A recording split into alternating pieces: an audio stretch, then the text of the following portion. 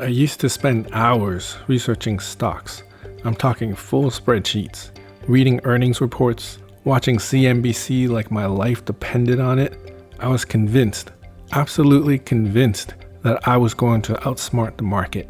Then I did something that felt like giving up. I stopped picking stocks entirely. Just stopped.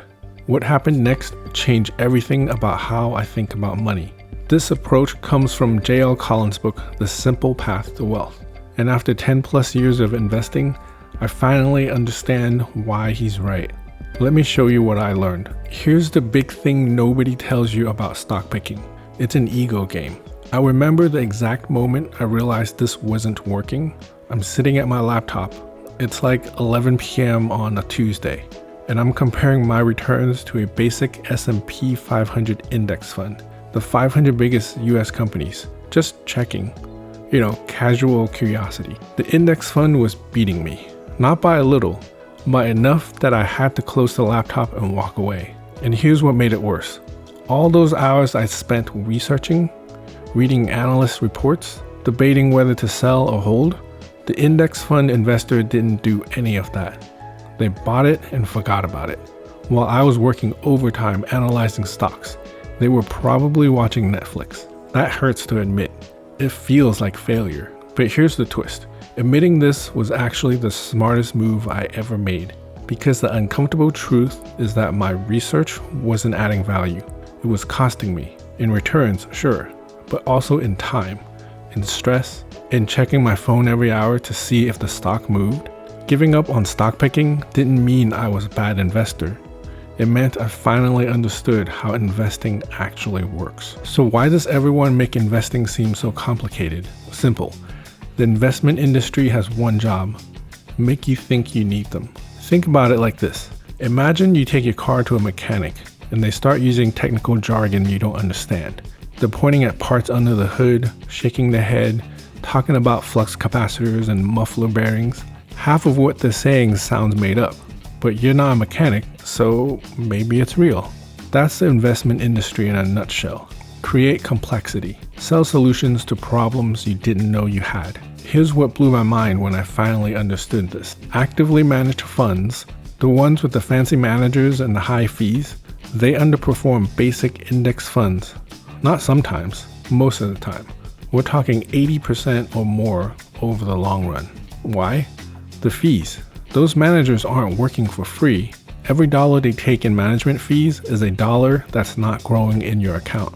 And those fees compound against you the same way returns compound for you. Those management fees, trading costs, and fancy commercials during the game, you're paying for all of it. Every penny comes from your returns. So what do you actually need?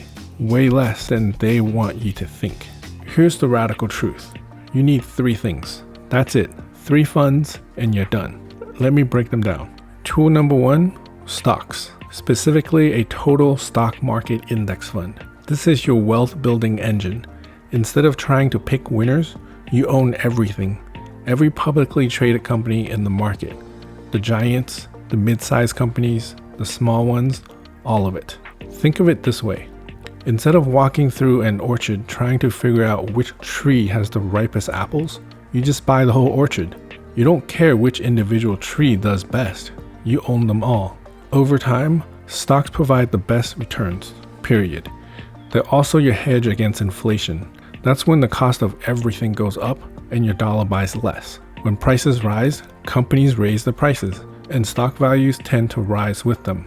But, and this is important, stocks are a wild ride. Some years you're up 30%. Some years you're down 30%.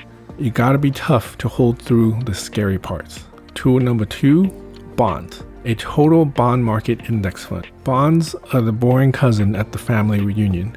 Nobody's excited about bonds. But you know what? Boring is the point. Think about it. That boring cousin might not be the life of the party, but they're the one who stays calm when things get chaotic. They're reliable. They show up. That's bonds. When stocks are crashing and everybody's panicking, bonds tend to hold steady. They smooth out the ride. They provide income. And they're your deflation hedge. That's when prices drop across the economy and things get cheaper. When that happens, bonds typically do well. I learned to appreciate bonds during my first real market crash. While my stock holdings were dropping 30%, my bonds just sat there. Boring? Yes. But that boring stability kept me from panicking and selling everything at the bottom. The downside? When inflation kicks in or interest rates rise, bonds get hammered. But that's why you don't put everything in bonds. Tool number 3, cash. Cash is always good to have on hand. Always. You never want to be forced to sell your investments because you had an emergency and needed money fast. I learned this one the hard way. Car transmission died. Needed $3,000 immediately. If I hadn't had cash sitting there, I would have been forced to sell investments, probably at the worst possible time. Cash isn't exciting, but it's insurance against life happening. Cash is also king during deflation. The more prices drop, the more your cash can buy. But sitting in cash when you don't need it, your money's not growing, and inflation is eating away at its value. That's it. 3 tools: a stock index fund, a bond index fund, and cash in a money market fund or a high interest bank account. Stocks are your wealth builder and your inflation hedge. Bonds are your deflation hedge and stability anchor. Cash is for emergencies and daily needs. Low cost, effective, diversified, simple. You can adjust the percentages to match your situation. Want a smoother ride? More bonds. Want maximum growth and you can handle the volatility? More stocks. It's not rocket science. But before you build this portfolio, you need to answer 3 questions about yourself. These will determine how you mix those 3 tools. The first question, are you building wealth or preserving it? Most people in the 30s and 40s are still building, even if it doesn't feel like it. You're working, you're adding money to your accounts, you're growing your net worth. That's wealth building stage. But here's what caught me off guard. Your stage can shift faster than you can think. I went from aggressively building to suddenly preserving when I thought I might lose my job. 6 months later, new job, back to building. Your life changes, your portfolio changes with it. The point? This isn't a one-time decision you make at 25 and stick with forever.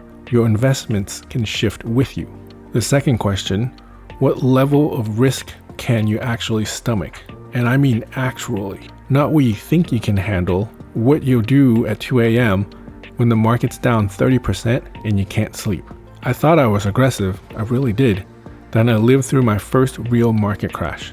I remember staring at my account balance, watching it drop, and feeling my stomach turn. That's when you learn what your real risk tolerance is. If you're gonna panic and sell at the bottom, then you can't handle as much stock exposure as you think. Be honest with yourself here. The third question, how long until you need this money? There's this old rule that financial advisors love. Take your age, subtract it from 100, and that's the percentage you should have in stocks. So a 60-year-old should have 40% in stocks and 60% in bonds. That's nonsense.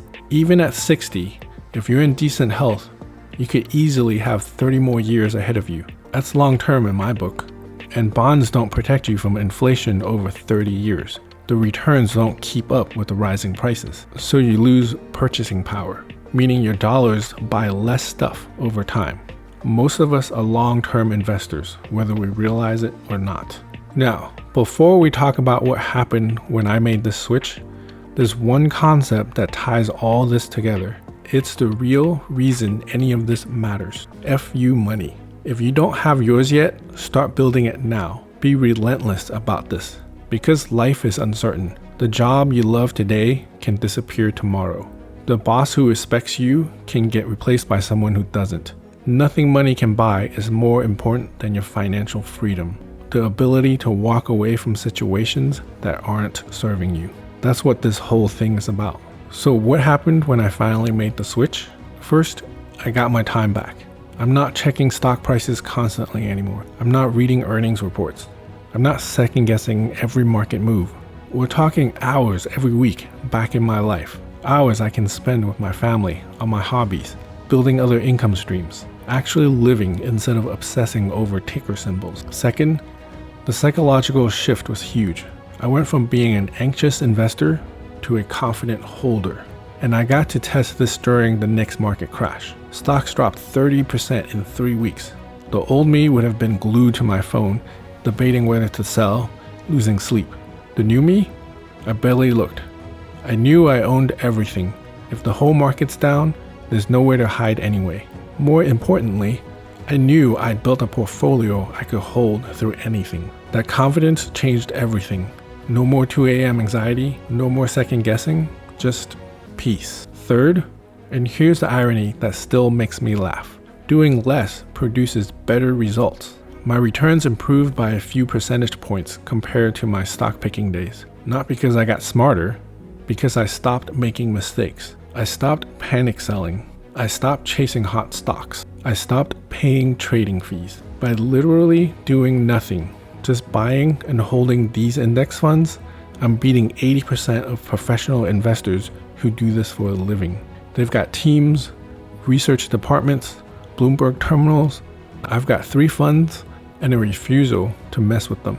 This is what J.L. Collins meant when he said investing should take almost none of your time so you can focus on all the other things that make your life rich and beautiful. Turns out, the best investment strategy is being too lazy to mess with it. Who knew? But here's the thing. Knowing you need these 3 tools isn't enough. You need to know exactly how to combine them. There's a strategy that sounds absolutely reckless. A 100% stock portfolio. No bonds, no safety net. And it beats 80% of active investors. The math behind it will change how you think about risk. But there's a psychological test built into this approach, and most people fail it. Can you pass it? That's what we're covering in the next video. The specific portfolio strategies that put all of this into action. When to go aggressive, when to pull back, and how to know which approach is right for you. Click here to watch it. I'll see you there.